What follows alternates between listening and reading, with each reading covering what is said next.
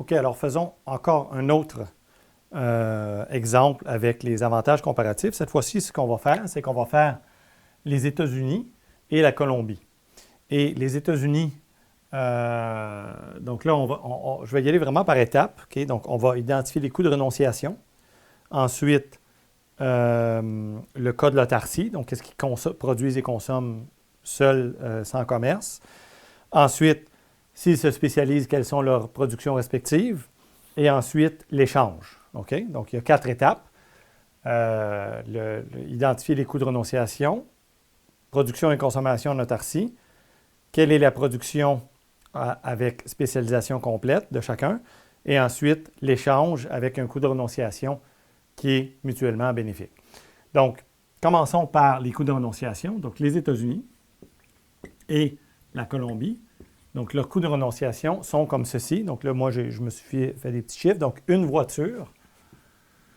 Donc, produire une voiture pour les États-Unis va coûter en sacrifice, si on veut, 20 tonnes de café. Je vais juste mettre 20 cafés, OK, mais entre nous, ce que ça veut dire, c'est 20 tonnes de café. Donc, autrement dit, si les États-Unis veulent produire une voiture, ils doivent sacrifier 20 tonnes de café.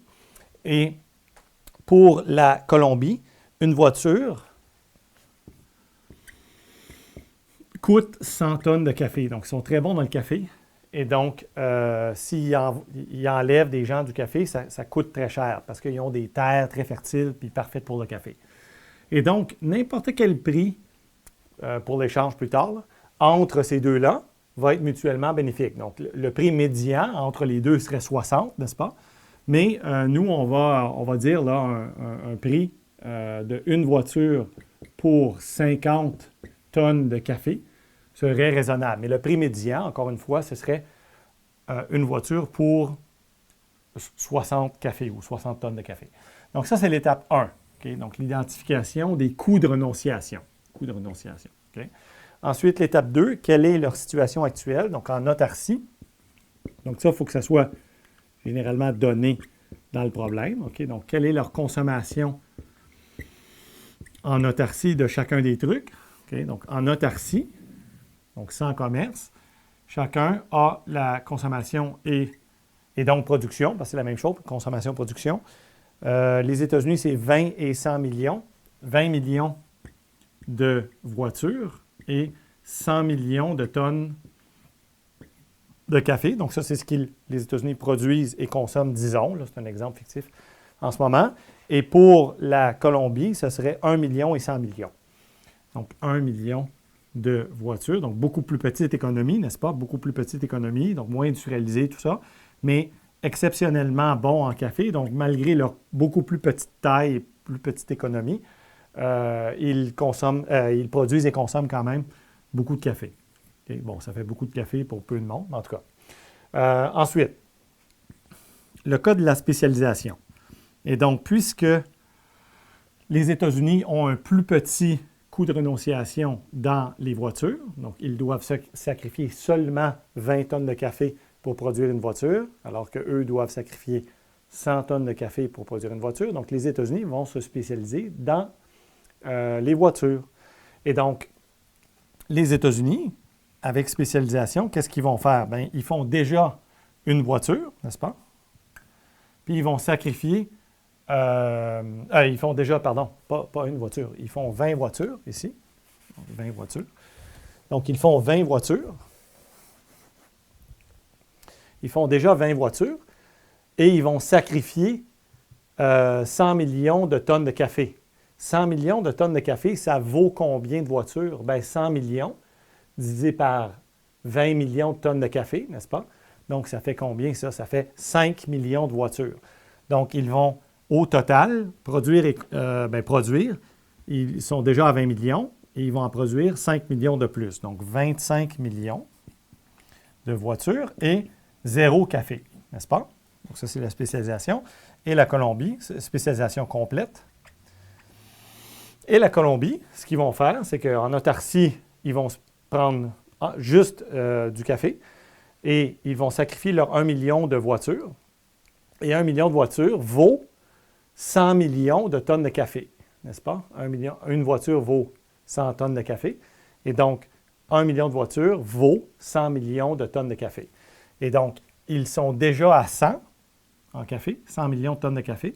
Et donc, ils vont avoir 0 voiture et 100 déjà, plus le 100 qu'ils gagnent en sacrifiant leur 1 million de voitures. Donc, le 100 additionnel, 100 millions additionnels.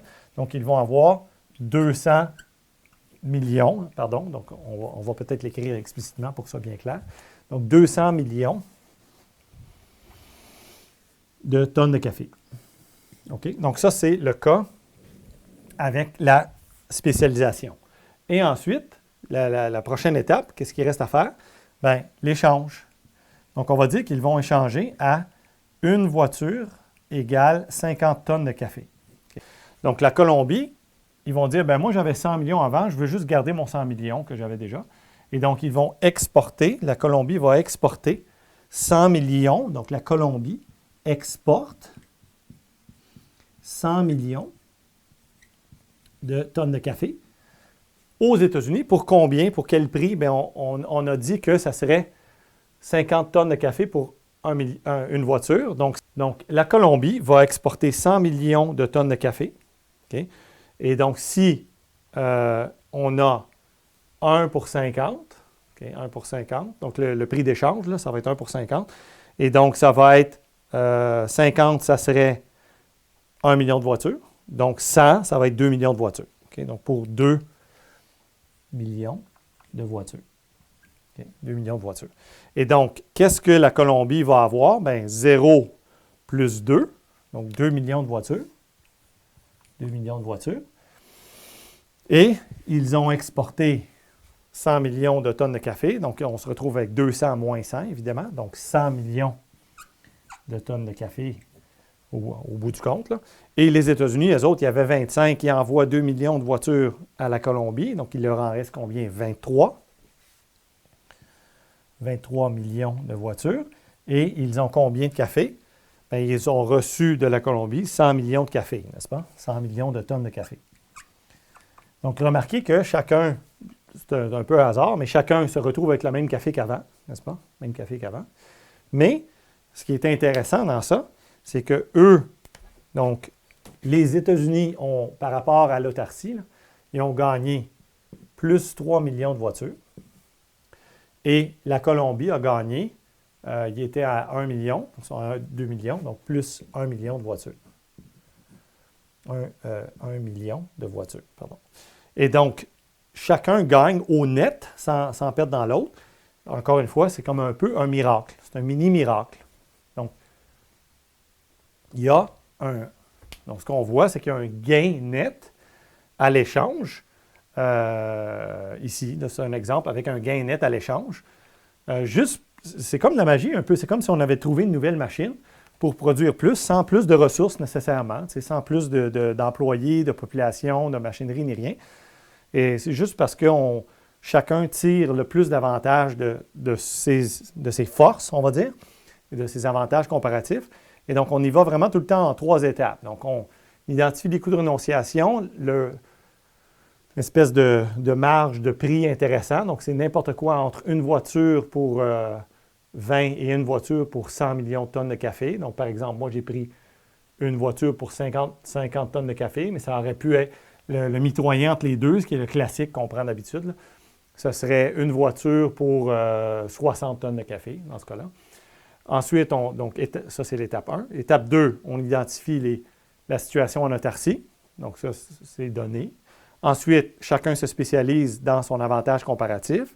Donc, évidemment, celui dans lequel il n'y a pas d'avantage comparatif devient 0, n'est-ce pas?